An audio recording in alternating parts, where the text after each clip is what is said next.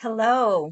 Welcome to the Coming Home to You Sparkcast, the sanctuary for soul-led women, mothers, healers, creatives, and rebels with a sacred cause. Every episode here is medicine, joy, healing, and remembrance that can change how you see yourself and your life forever. That's my intention anyway. So today's episode is going to be different. This is not a conversation about goals, productivity, or getting it right. This is a moment to pause, to breathe. It's a threshold today because the end of the year can carry both celebration and grief, presence and absence, hope and heaviness. And here's the truth I want to name gently and clearly. If this season feels tender, if it feels quiet, if it feels heavy, there is nothing wrong with you. This is not, this moment right today is not the end. It's going to be an invitation for you. But before we welcome today's guest, let's arrive together in this moment. So if it feels comfortable, place one hand on your heart and the other over your belly, over your womb, and just notice what you're carrying right now. Inhale slowly through your nose, just inviting presence, inviting compassion and truth to gently settle in your heart. And as you exhale gently, just release the pressure to be okay, to perform, or to even rush healing. Just settle in. Inhale again, really honoring what has been lost, what has been loved, and what has been learned in this journey. And as you exhale, just make space for what wants to still come and wants to still be born. This brief holds grief. This breath, I should say, this breath really holds grief. It holds celebration and it holds choice. One breath, one heart. And in this space, I want you to just settle in a joy spark moment of gratitude. Feel it really expanding in your heart, allowing it to ripple outward into the circle, into this sacred space. And in this space of gratitude, set your intention. How do you wish to be received and held in this sacred space?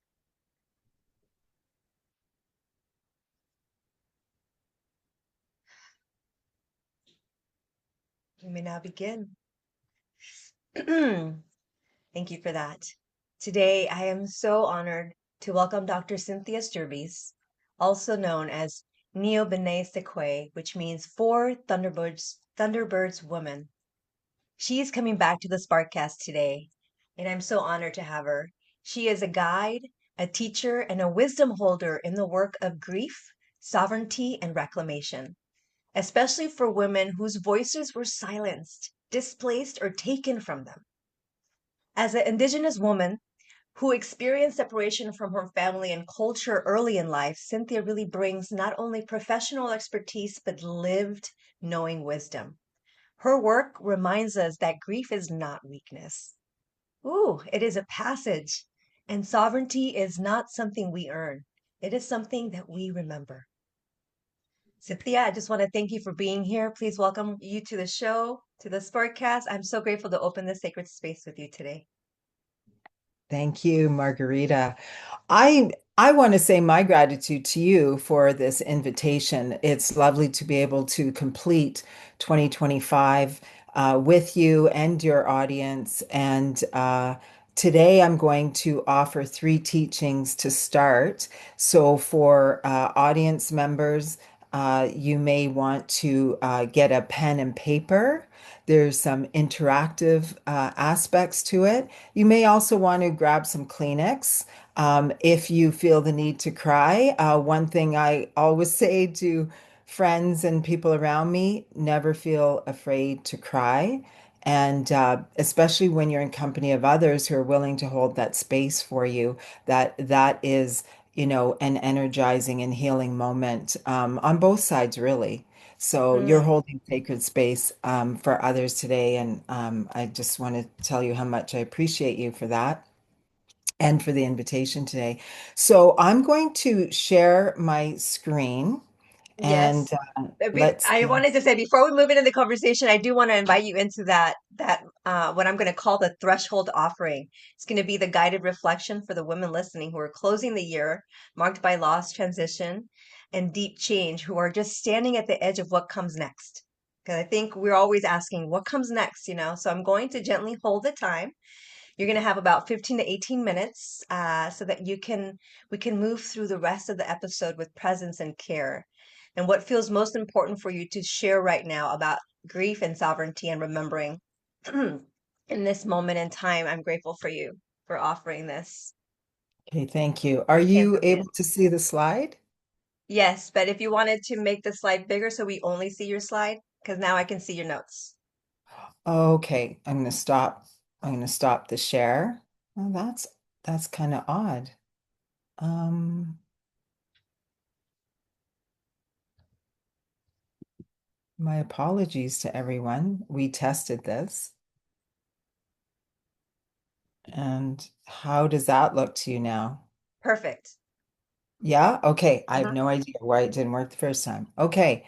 So, yeah, so we'll go through this rather quickly, but I just want to let audience members know that in my life, I use an indigenous cultural tool called the medicine wheel, and it has so many life lessons and life supports in it. And so I will show it to you briefly at the end of the three teaching points.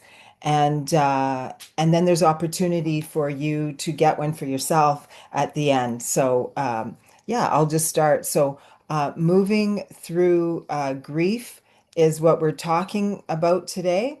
And really, and of course, I have some notes here for people who like the visual. So when we talk about grief, I like to use the metaphor of a sacred storm over an ocean.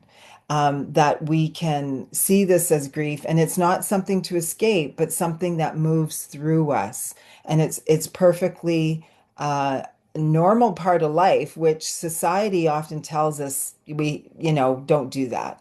You're making me feel bad because you're so sad. We want to ignore those kind of messages. But also, we're talking about sovereignty, and sovereignty really is the center of the storm, and that place that is really never destroyed because we feel bad. We have questions. We might feel confused on what our next steps are going forward, but sovereignty is always with you, even when everything else is shaken.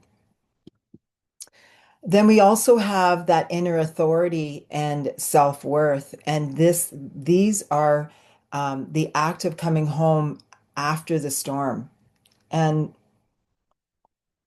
this is not something that needs to be rushed, even though those around us will want us to do that. So this is just a gentle reminder. So as we continue, teaching point one, grief as a sacred process. So the core teaching here is, when we treat grief as a problem, if we rush it, I can tell you that, I had doctor's appointments, therapist appointments when I was grieving, and my doctor said, "Hey, this is not something for you to rush," because I was trying to wrap it up in a few days, like a week or whatever. And he says that you can't do that. And I actually needed him to say that to me, and I appreciated it. But when we rush it, if we try to suppress it, or we pathologize it. And I just want to, for people who might not know that word, pathology is about sickness, and grief is not sickness. Grief can make you sick, and I'll give more details about that. But that only happens if you try to stuff it, if you try to ignore it. So the main teaching here is grief is not a problem to solve. It is not a malfunction of the human heart. Um, it really is evidence of love, belonging, memory. And I've heard uh, people say that grief is simply love with no place to go. So if a loved one passes, what do you do with all that energy around that person? So again, the evidence of love remains. So when I went through my grief, which, someone once said to me that I had dysfunctional grief. Again, not a good message to carry. I couldn't believe that women were saying this to me, Wow. but I ignored those messages and I decided I'm going to honor my grief. It is sacred to me. And then it did become my teacher. And it did become an initiator for me to be different. But it also is about the truth that you hold. And then the other thing with the metaphor of the storm in the ocean is that grief arrives in waves. And if people know that when one day you're like, oh, finally, I've gotten through it. And then the next day you're crying again. There's nothing wrong with you. This is what grief is. It comes in waves, seasons, layers, There could be something that you remember months after your loved one has passed that you forgot, and then you're crying again. And that's perfectly okay. Crying is a good sign, by the way. Crying means you're moving the grief. And that's totally what you have to do with grief. So seeing grief as sacred allows one thing of us. It allows us to be present, to be in the now, and to be in the moment. And this is really important. You can't really escape grief. You can pretend, but that's not what we want to do here. So I'm going to Mm, continue. So how can we reframe, you know, when we're feeling the weight of grief? So the idea is you're not stuck in grief. You are in relationship with it. Let that mm, just sit for a moment. You are in relationship with grief when it appears. When you do that, you can actually shift and be in relationship with it. You can let grief be your friend for the time that it's with you. So again, there's not anything wrong with you. At the same time, the message, it means something or someone mattered. And that's important. And that is a gift. So let's do a grounding practice. So for those who, want to write this down, you don't have to write it down. You can just follow it. But a grounding practice, what my grief is protecting is mm, likely nobody's ever asked that question mm, or offered that to you. So what is your grief protecting? And as Margarita gently walked us through at the beginning, to place your hand on your heart and just silently complete the sentence, or you can write it if that's what you prefer. Another question is what my grief is remembering. mm, And what is that? I can tell you that when I lost my partner years ago, what my grief helped me do was remember and know that I was loved. It wasn't conditional love. I was loved just mm. 100%.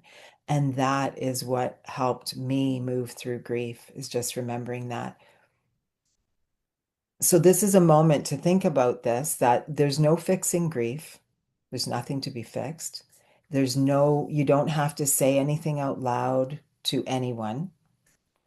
You're just witnessing grief in the moment that you're thinking about this. So grief is not an ending. It is a doorway, and it will reveal what still holds meaning for you. And why is this important to recognize? It might seem like a simple thing for some to see grief as a doorway, but it is important to recognize because that love that we had, you never lose that. It remains with you if you choose it. If you focus on love, it will remain within your heart. And living from a place of love can create extraordinary events for you. So this is the grounding practice right here. So moving to teaching point 2, sovereignty after loss, separation, or silencing. Loss, especially early, say under 5 years old, losses that are repeated over time or systemic loss, this can fracture our sense of belonging and agency that we have control in our lives. And Margarita had mentioned a little bit about, in my life, and I'm called in Canada was called a 60 scoop kid. And thousands of children were removed. It was church and state working together to break up Indigenous families. And it was called the 60 scoop. And that has had, the harsh reality is that many children felt abandoned. And some of those feelings and grief can carry into adult life. So, but just recognizing that if watching this, you say, yeah, that there are times I don't feel I belong, then you can think back and recognize where that might come from. So many women internalize the message, I lost my choice to choose, to speak, or to take up space. Now, for people who've had loss very early in life, under the age of 5, they might not even recognize they ever had a choice to begin with. They couldn't speak up or they weren't allowed to take up space. So to recognize that that's their right, can make a huge difference. Um, so when we talk about sovereignty, it's not something we earn back, but it's something we've always had but possibly forgotten. So when I say sovereignty was always ours, it was from the moment of our birth. We were born in a sovereign state, but through society or experiences, the ideas and that messaging gets taken from us, but it's always there. So sovereignty, it does not mean controlling or dominating. It means self-authority. It means groundedness. You know who you are. I'm four Thunderbirds woman. I know who I am. The elders gave me that name in ceremony, and it's meaningful to me. And I know where I stand in life. So it's self-authority. It also means recognizing that even when choice was taken from us, our inner knowing remains. We know the truth and we can act on it. And so when we look at this teaching and reframing, sovereignty begins inside us. It's, it was always there, as I said, it was always there. It's only in later life that maybe others will start to see it in us. And sometimes we have to make that conscious choice to step in, right? To step in, you're grounded, you know who you are, even when you're grieving. And for some hearing that, you're like, but how? Because I know the weight of grief. I know that, feeling like your world has, you know, crumbling in pieces. I know that feeling very well, but it comes a point that you get to make a decision about what those next steps are in your life. So you also don't need permission from others to belong to yourself again. So this is about you. It's the inner you that is going to step out. So in a somatic reflective invitation, notice in your body where you still hold a sense of, I know truth, I know, and you can finish that for yourself. So even after everything, where does your body still say yes or this matters to me? We want to take a moment to think about that. Again, at the beginning, I asked, audience members to take out a pen and paper. Journaling is wonderful, a wonderful thing to do in grief. because a lot of times you feel you can't communicate with others. Society doesn't want to hear about your grief, but you can write it and then you can revisit it and you'll start to see a pattern of lessons that you're learning. And I've gone back to my journal and I was, really surprised at the wisdom that I was reading on the pages that was coming to me. And you can have that experience as well. I did want to give an example here, you know, listening to your body. And for example, if you had it on your index finger become swollen and you don't understand why, if that happens during grief, your left index finger is directly connected to your heart. It may signify that you have a broken heart. So pay attention to what's happening in your body. If your stomach aches, if there's something happening around you and your stomach aches, that could be, and we're not talking about food poisoning or anything like that, but your stomach aches in a different way. It could be that your gut is trying to give you a message. Maybe in that moment, the answer is no, or maybe it is yes. So there could be a discomfort in your body that way. But reclaiming sovereignty, it doesn't require confrontation. It doesn't even need an explanation. So, and it begins the moment you decide you're not abandoning yourself. Um, you're going to step in. You're going to step in and honor your grief. That has a whole different energy than feeling. I can tell you, I had many pity parties after my partner died. You know, the new house was no longer going to happen. The baby wasn't going to happen. I had a lot of pity parties, but it came a point that I recognized that the world that I live in and my experiences could be different. And I made a decision and stepped in a different way. Now we're going to teaching point 3. This is reclaiming your inner authority and self-worth. Yes, this is part of sovereignty. So, many women, especially Indigenous women, marginalized women, we were taught, our worth came from being useful, um, grateful, quiet, or resilient. Resilient meaning we're always overcoming a trauma. We're always overcoming, you know, challenges or difficulties. So this inner authority can emerge when we stop asking, am I enough? Instead, let's shift that. Am I listening to myself? What is the wisdom coming out of my body? What are the messages coming out of my body? If you're quiet and still, that will come to you.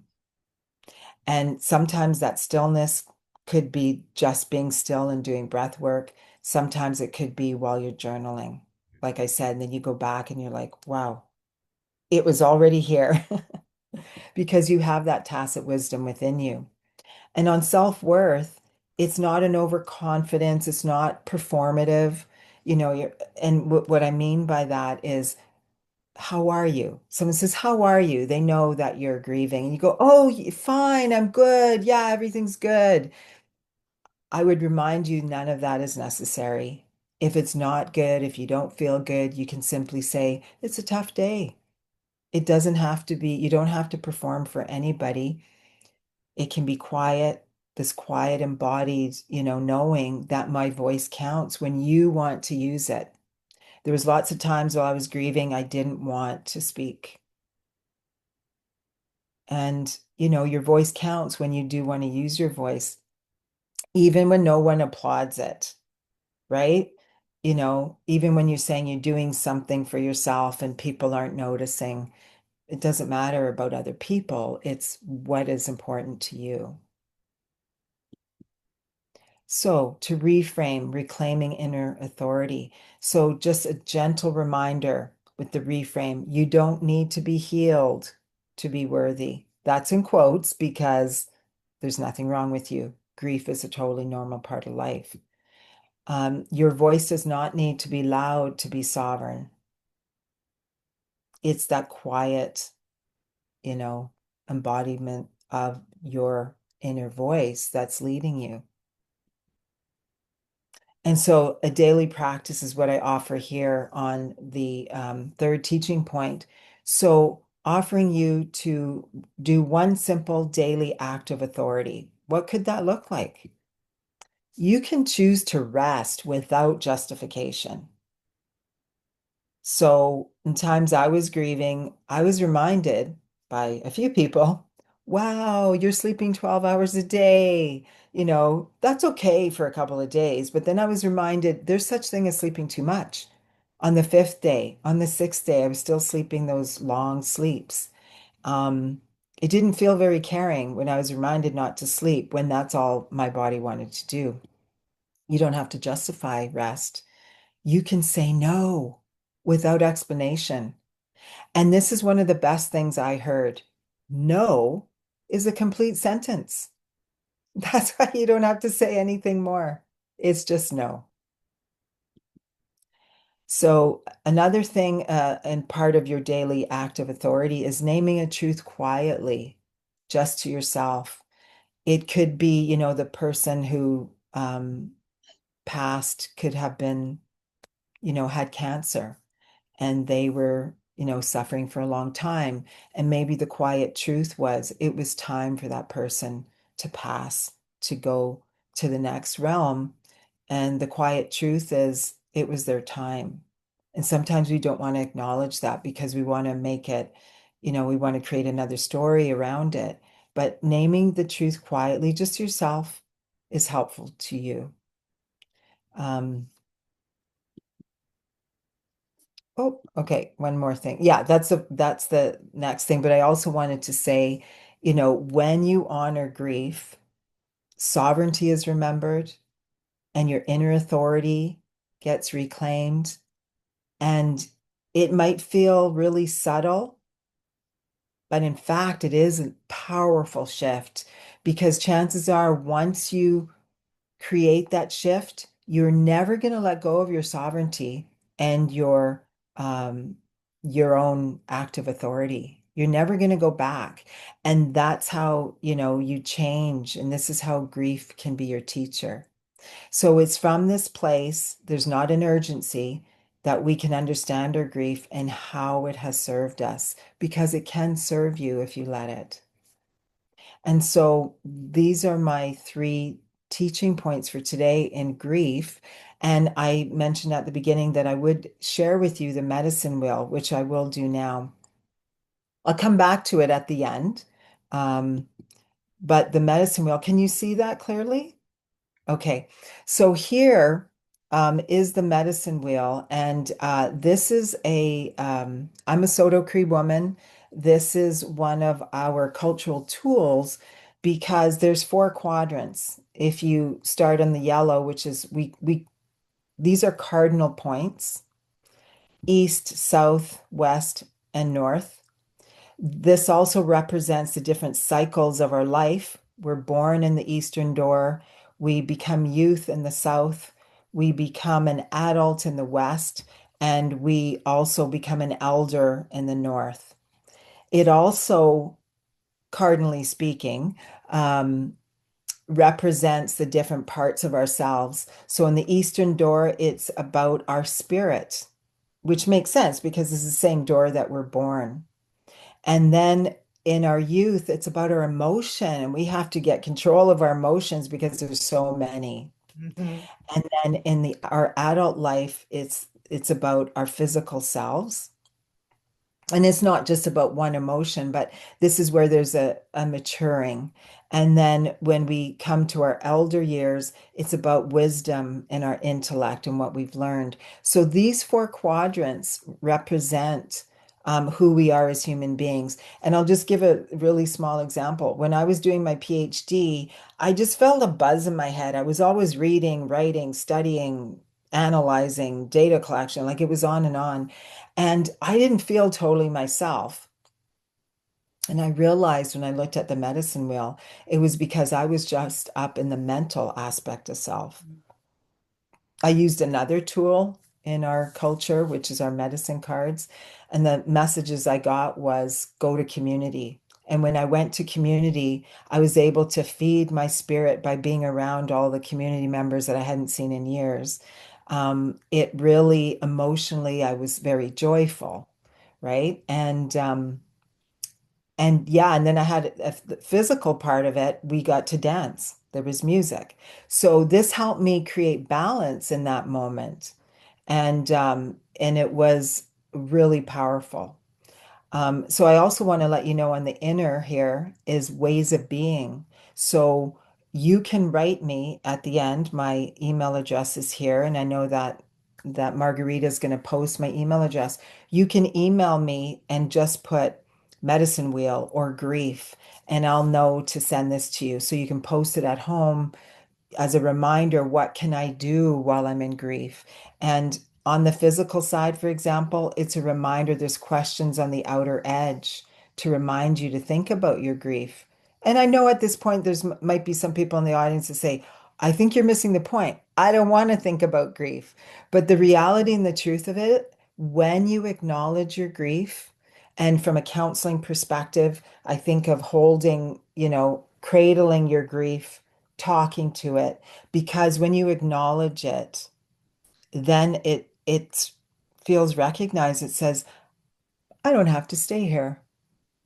And before you know it, grief doesn't stick around as long. But this medicine wheel, there's questions around it. So what can I do to move my grief? And there's other questions. So I'll stop sharing here.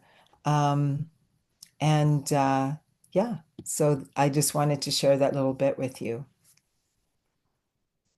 Oh my God, thank you so much, Cynthia. There was so much beautiful wisdom, what you just shared. And I just want to allow it to just land for everyone right now before we continue. I think Mhm. what at the end when you said about acknowledging and cradling, and then I had the visual of cradling it, gave me so many body chills and like it opened my heart. It was such a beautiful way to think about grief instead of pushing it away, like just really talking to it and honoring it and listening to what is the wisdom within that grief. What is it teaching you about yourself or how to how to move forward? I think that was very beautiful reflections and questions. The journaling questions were great, and I love the medicine wheel to have as a visual reminder of because and when the in the because what I feel like in the time we're in the grief, feeling the grief, or the grief is a because you said it was in layers and it happens in seasons. A lot of the times when we get in the grief, we forget everything. Everything goes out the window, right? Like you know these tools, but like all of a sudden you're like, I don't know what I don't remember. But it's so great that you offer that as a visual reminder of the questions you can ask yourself so that you know how to move through it, and honoring it and listening to your body is so key, because I do believe that when an emotion is stuffed down or ignored or not honored, it can create dis-ease in your body, which is something that we don't want to do. So I love the Right. invitation and how you presented that. It was so beautiful. So we're gonna just go into the questioning now, because I think it's important once we know and we see how grief can show up, and it's not something that says that you're broken. That was another beautiful thing I heard you say. Grief is normal. It happens to everybody. We all go through a stage where, at some point we grieve either our younger selves or an actual loved one or a job or, a relationship, whatever it is. I think it's great for it to start being more normalized. I think, there was something that you mentioned briefly about society not letting you, or not, being open to you sharing your grief. So I think it's important that we just honor it for ourselves in our quiet moments. And that Yeah. was beautiful. So after you experience separation and loss and disruption of belonging so early in life, how did you begin to reclaim sovereignty within yourself? Was there a moment when you realized that your voice, your choice, and your power were still yours? Yeah. Well, first, I want to say that, sometimes with grief after a loss, people feel guilty for feeling joy or happy because they make it to mean that they're forgetting about their loved one. Mm, I'm moving on and they're no longer here in the world and they feel a guilt. Um, it's almost like they want to let their loved one know that they're not forgetting them. So they remain, they kind of get stuck in grief. that makes so Um, much sense. yeah. But for me, this is what I learned. So there were two sides of it. There's to hold on to grief is harmful because you can't grieve 24/7. And believe me, I didn't think this was humanly possible, but I cried 24/7 for 2.5 months. Wow. And what it did was I became emaciated like a skeleton. I know that's not a great visual, but yeah, I was walking around like that and it was very hard. So that's one side of it. And so then some people have an idea, I'll just shove it. I'll pretend it's not here. I have talked with people where they have lost many members. This is during lockdown. And they were crying in this one particular instance. This woman was crying. She says, I'm not grieving. I'm not grieving. She could barely get her words out because she was crying so hard. So she was denying it. And when we shove it down, that's also harmful because grief needs to be released. Otherwise, it causes illness later down the road when you don't recognize what it is, right? And it can cause mental illness. It could even cause cancer because to have so much, pain, emotional pain in your body, it kind of transmutes and it has to come out somehow. And that's the Hmm. thing. It has to come out. So how are you going to let it out? If you shove it, it'll figure out a way to come out that might not be healthy. So I just want to say that. And then for me, I learned that I would honor my grief by feeling it. That was a big aha for me that why do I have to listen to everybody? Because this doesn't feel good to me to be told, don't say his name, don't don't remember times, fun times that you had, don't remember that at all. So, but yeah, moving through the grief, it starts by honoring it. And then you do want to move your grief little by little. That was a sovereign act to allow it to move little by little. And so um, for the audience members, how do you move grief? What are the ways to do it? Well, you can walk. That's how it started with me. I started walking, and I'm a former runner. So I started running for a couple of minutes and walking and then running and then walking. And then over the weeks, I started to run again. And it was that running and that physicality that really helped me move through my emotions of grief. But you can do other things too. You can put music on, you can dance. Um, it's important to, and when I say this, it is important that we don't get stuck in one emotion. One emotion could be certainly grief, sadness. In my case, I was also very angry that I lost my the man who I was going to marry. But the one thing I learned over time is that if you don't allow yourself to feel other emotions, if you stay stuck in one emotion, eventually you can't feel that other emotion. So a corresponding emotion, say of grief or anger, would be joy. But if you don't allow those moments of joy, then it's almost like your body forgets it because it stays stuck. And when you do feel joy and say you decide to dance or sing, that helps move grief. So those are, I guess I could tell you, were my sovereign acts where I didn't listen to other people. I decided to do what I wanted to do. Yeah, that's beautiful. I love the invitation for movement, and singing and dancing are definitely ways that I intuitively knew early on in my youth, how to regulate my nervous system. So I love that you talked Mhm. about walking was the first, way that you allowed it to move.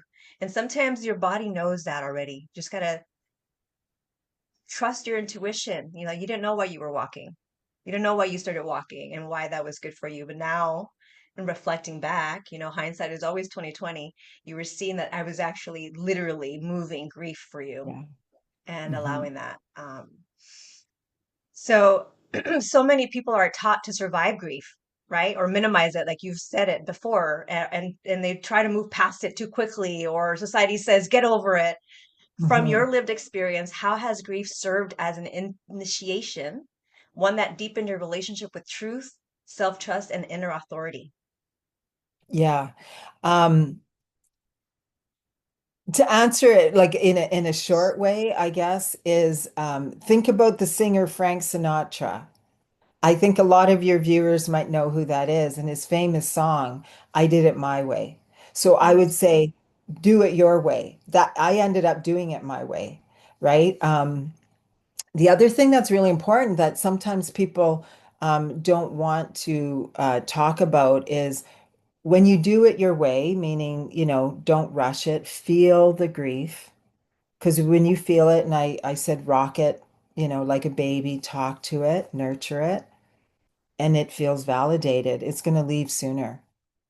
Um, it's not going to stick around, is how I like to say it. But I want to put the message in here to avoid drugs and alcohol.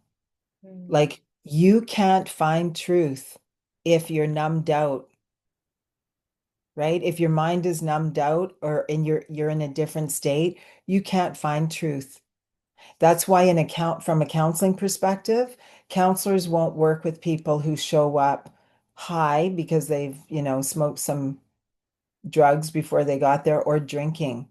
So avoid drugs and alcohol. I did. I'm not you know, in a regular way, I don't drink or use drugs. So that was easy for me that I didn't do that, even though it was a very painful time. My first thought was, I have to numb this.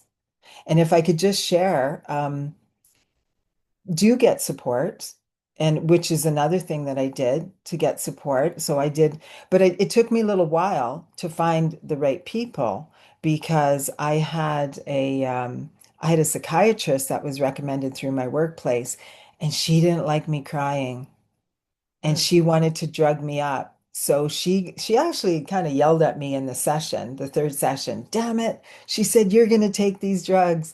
And she wrote out a prescription and gave it to me. And I said, "No, thank you." That is also sovereign act. And by being clear-minded, even though I'm crying, I still there was a clarity in there. I knew I was feeling all this stuff, and I knew intuitively, and you had mentioned intuition, but intuitively, I knew if I was to go along with what the psychiatrist said and take these drugs, in 5 years' time, I would not be useful to mm. myself or anybody else. So I made that choice. And I believe that was really an act that allowed me to see truth in all its forms that came to me.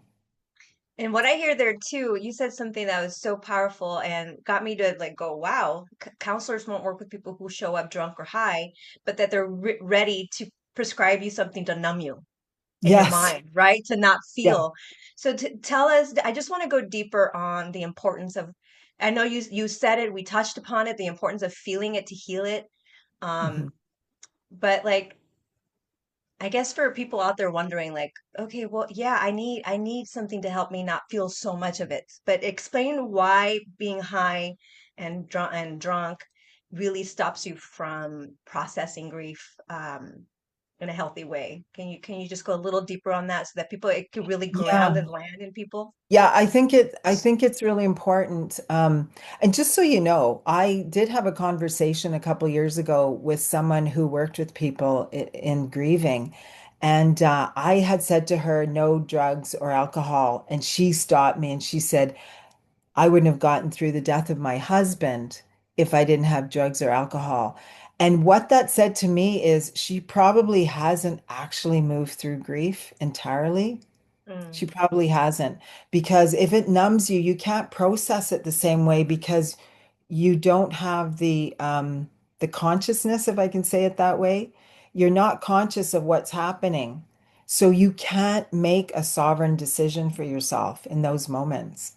And so yeah, numbness can help you escape momentarily And I don't know about you, Margarita, but I can tell you that I know people who have been using drugs and alcohol, and it is 40 years later, and they're still using drugs and alcohol, and they've never healed from that grief.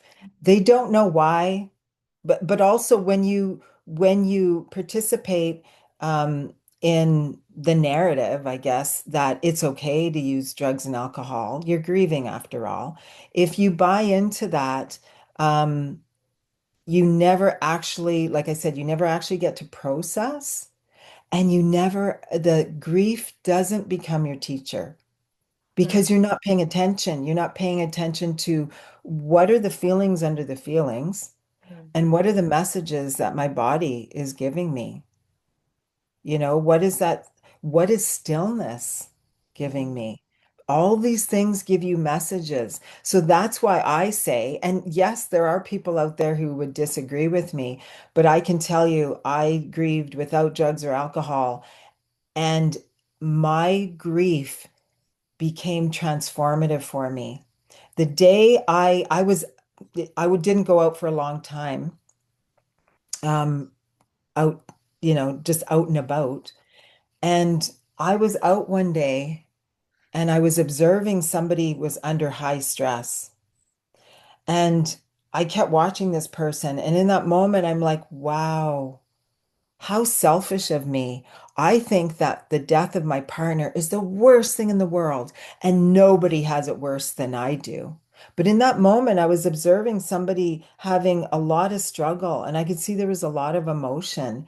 And I recognize that I'm grieving, and although it's a death, that person could be grieving a divorce, or that person could be grieving the loss of their career, or that person is trying to figure out, how am I going to be a single mother with three kids? How am I going to feed them? And it was that actually really put a switch to my thinking. And I said, no more pity party. This is where I am in life. This is the heaviness that I'm experiencing. And I created a metaphor for myself called a cloak of grief. And I learned how to compartmentalize my grief. So when the days felt really heavy and I went home, I metaphorically put on my cloak of grief, and I gave myself permission to grieve. That was the biggest gift I can give myself. And what that did, it strengthened my resolve that I'm going to be okay. I was loved. I had a beautiful, loving relationship. And while there's uncertainty to my future, and you know, I'm okay.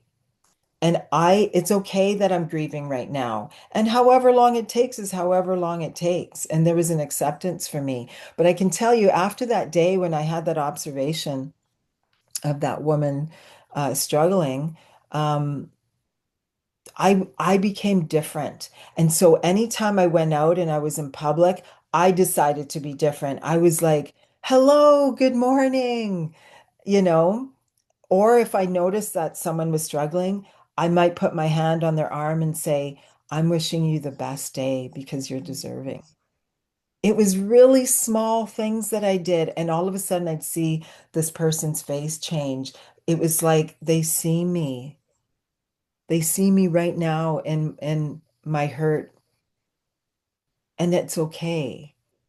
It may have taken me 30 seconds, but then I was different. And then I was still grieving, but I was grieving differently because I was transforming through it. And by the time I could say I finished my grieving, I was stronger for it. And I said mm. my gratitudes for it as well. So, The so no gratitude drugs is and so alcohol, powerful. people. No drugs and No alcohol. drugs. No, it makes sense what you said, because consciously you're not processing or even understanding. And then when you're numbing, you don't feel your body, and your body is, where that grief is landing in the moment is, to pause, because that is where, like, we don't realize sometimes when you feel that tightness in the chest, that's something that wants to move. and that you get to Yes. just sit there in the stillness, like, Yep. okay, what is this, and ask yourself the question, what needs to be acknowledged right now in this moment. And it's in those conscious questionings and awareness that you're able to process it. And it makes sense that when you're drinking or doing other things that help you check out, you're not in your body. And that's where you want to be able to process this so that it doesn't become a bigger problem in the future. So thank you for that. So Yeah. for the women out there who were taught to be quiet, grateful, or small, especially Indigenous women and women from marginalized communities, what does reclaiming your voice and sovereignty actually look like in everyday life? Not performing or embodied, but embodied, grounded, and real. Yeah. I would, I'm going to say a couple of things, and it might sound a little repetitive, but, you know, re being reminded is a good thing. Being reminded, because sometimes it might seem like a small thing to do some of these things, but they're really good reminders. So, um, first of all, what grief allowed me to do was pause. I had a big pause. I had time to reflect. And so to gently reclaim your voice, your sovereignty, your self-authority, um, I would say a couple of things. First, and we've commented a bit on it already, listening for truth. That's one. Um, and that would be, listen honestly. So, as mentioned earlier, reclamation, reclaiming your sovereignty and who you are, remembering you're whole. You're grieving, but you're still whole. It doesn't require explanation. We've commented on that, but it does begin with yourself giving yourself permission to just be in that moment. Not do, not do. We've all heard, just keep busy, dear, just keep busy. No, just be, not do, just be. So then after silencing, you know, what are we listening for? So it could be a sensation in your body, and that's going to give a message. It could be a feeling that you're feeling under the grief. What is that? Right? What is that? For me, it was anger. For someone else, it could be something else. And anger is not a bad thing, by the way. Lots of people are afraid of anger, but I learned how to use my anger for energy to do for myself. So, and then also listening, that there could be a truth that you only admit to yourself. And it's in a private moment, right? So you don't need to perform anything to be in your healing stages. You can ask a simple question, and a question could be, what feels true right now? Even if I don't say it out loud, what feels true right now? So you had mentioned this earlier that grieving is not weakness, just like a quiet truth is not weakness either. You don't have to broadcast it, you know for yourself. So this is the root of sovereignty. The other thing that's related is let grief speak to you. I've mentioned that already. So many women, as you mentioned, were silenced because their pain was too much, it was too big, or it was labeled. Um, you're too emotional. I was told since I was a little girl, you're too sensitive. But what I Mhm. learned about sensitive is that I could clue into what people were feeling. So that's my superpower. And I learned that again by listening to myself. So yeah, when women are told you're too angry, what your energy is too inconvenient, it's too much. By the way, I just want to sidebar for 10 seconds. Historically, women were told that they were labeled hysterical. We've Yeah. always been told we were too much, too difficult, too this. But it's that us being emotional beings is all of our superpower. And so when we talk about grief, you know, grief does really restore truth, and we can do that by changing the language. So we don't have to have fancy words. Instead, we allow the crying, we allow the tears, because that's moving your grief. We can have pauses. We don't have to rush. We can keep our memories of our loved ones. They're always there. You would never lose that. They're always there. We can even feel rage, which is what I did. Um, we can pray. We can have those quiet moments.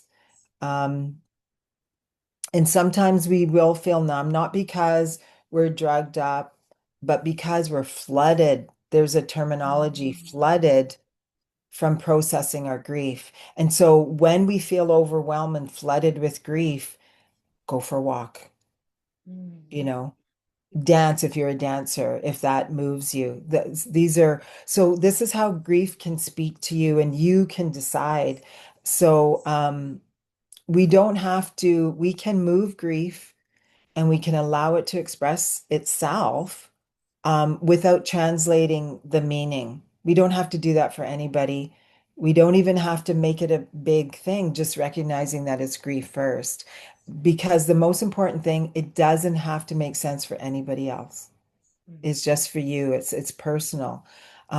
Again, I had mentioned earlier that grief can become a doorway. So here it is again, and it can become that doorway when we, stop asking, is this acceptable? Because as mm, women, we're taught that we have to be proper, we have to do things a certain way. But instead, we can ask, is this honest? Is my crying honest in this moment? Is my grief honest? Yes. And that's an honoring for yourself. And then, um, but also I just want to mention is not only honoring yourself, which it is, you're also honoring your loved one. mm, I read a lot of books about grief while I was grieving, and somebody says when you talk to your loved one or when you mention their name, or if you just think about them in your heart, you are messaging to them. And so you're also honoring them. And so by feeling your grief, you're honoring your loved ones, which is really important. And this last one I want to mention is so big. And I wish I knew better how to have done this when I was grieving, but I'm going to share it with the audience. You want to reclaim yourself with boundaries. No mm, explanation. You're just going to reclaim your voice through setting boundaries. So this is one of the deepest acts in reclaiming your voice is deciding who does not have access to you at that point. Because everybody's going to have an opinion on it and they're going to try to tell you what to do. But no, you can be quiet. You can say no. I've mentioned that already. You can change your mind. You're going to do this today. No, I'm not. I'm just going to be still today. You can change your mind as many times as you want. Um, and you can keep your truths as you know it's sacred. Because sometimes in deaths, especially as we went through COVID, there was a lot of controversy about deaths and how people died and the tragedy of it. And some people want you to carry a narrative or a story about that death. You don't have to. You mm, decide what you carry with you. Um, so using your voice is not just about speaking your voice, it's about choosing. So you get to choose what grief looks like for you. mm, And sometimes, the most powerful statement, after loss is I don't owe anyone my story, an explanation to know my worth right now while I'm grieving. Right? So mm, that is an example of, grief maturing into truth. And mm, again, a gentle reminder, there is no explanation required. hmm. Wow. I just really feel honored having this conversation. Um, there was something you said earlier about, when we express joy, sometimes people feel like it's dishonoring the loved one or the Mhm. grieving. But I loved how you just subtly and quietly it just changed the narrative for probably a lot of people in that one sentence that you said. I mean, there was an instance that I recall in an event. Someone had just passed away and it was a celebration. We were at a celebration and there was a person who was celebrating, and the other person felt like you're dishonoring the death of my loved one by having a good time at the celebration. And it created a big ordeal. And I found that very interesting because I think there is that like belief that if we're having a good time, we can grieve at the same time. So I loved that you present sex. I think that narrative gets to shift as we move Mhm. into 2026, because joy is our birthright, just like grieving and sovereignty is as well. And it's all there to teach us something. So I loved everything that you've shared so far. So as we stand at the edge of a new year, what would you say to the woman listening who still feels behind, uncertain, maybe even still unseen in her grief or in her joy or whatever she is? What there she knows that there's still something there for her and alive within her. What is asking for her to be honored in this moment? Yeah, yeah, that's a great question because there is a lot of pressure. Even if you're not grieving, there's a lot of pressure for us to move into a new year with something else, your different way of being. But I would say to women that are grieving right now, you are allowed to enter the year slowly. There's no requirement to feel energized or to have resolved anything by January 1st. First of all, take that message with you. You can decide and honor yourself, right? By doing this how you need to do it. So, again, reminders, this has been mentioned, but reminders you can choose rest over reinventing the new you, whatever the new you is going to look like. You can choose clarity. So we know going into a new year, there's often urgency to get things done, do things different, be prepared. No, you you can just go at the pace that you need to go. You can choose presence. That was mentioned, be present in the now over pressure to do something, whatever that something is. So what, as someone who may be grieving, a slow entry, you're not resisting anything. You're not resisting change, to build your new normal. You are discerning. You're discerning what that is going to look like for you. And that, I think, is a really powerful shift in how you view the new year. The other really important point is you don't have to leave anything behind. You can carry everything that you had and still move forward, right? So, because again, it's on your time. So you carry what shaped you because grief will shape you. You will be different. No doubt you will be different. And people that is one of the first things I think people say, I'm not the same. I know I said it. I said it many times. I'm not the same. But for people and women grieving, you carry what shaped you, and yet you can still walk gently into whatever that next chapter is going to be in your life. Mm,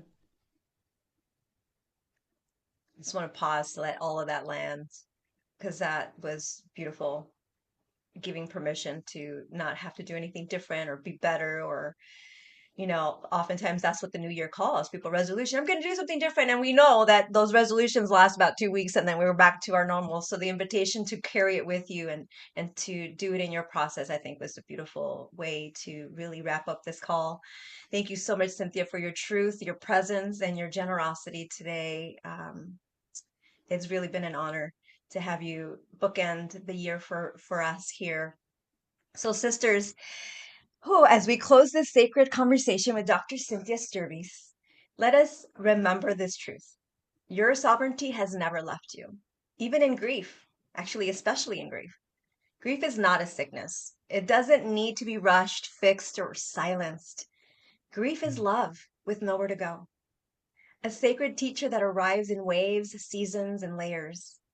When we stop resisting it and begin witnessing it, grief becomes a doorway back to presence, back to truth, back to ourselves. There is nothing to fix here, only something to honor. Your Mhm. tears are not weakness, they are movement. This how grief moves as well. Your pauses are not failure, they're wisdom. So ask yourself gently, what is my grief protecting? What is it remembering? And then listen, journal, walk, dance, sing, speak your truth and speak to your grief. Cradle it.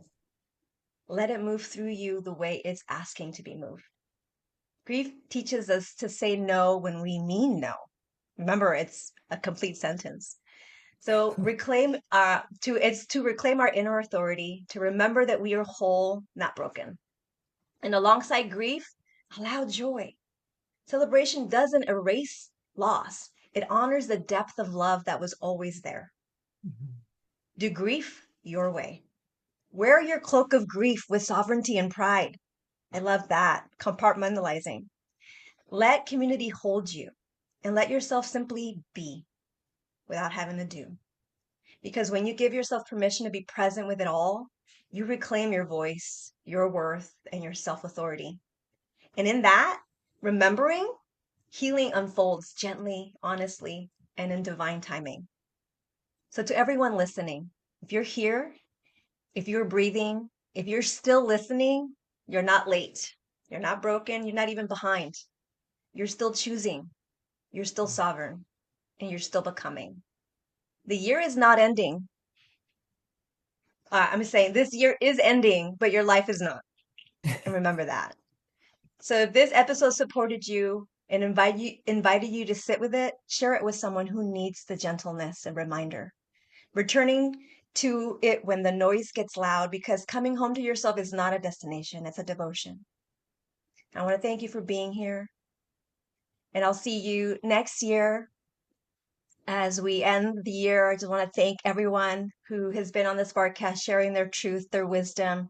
Every conversation each week carried me through the week, and it really helped me in my journey of healing and becoming and coming home to myself. So I'm so grateful for people like Dr. Cynthia Stirbys being here, sharing their wisdom, being open in generosity. So I'm grateful for you all. Until next year, we'll see you same time, same Spark channel. Happy New Year, everyone.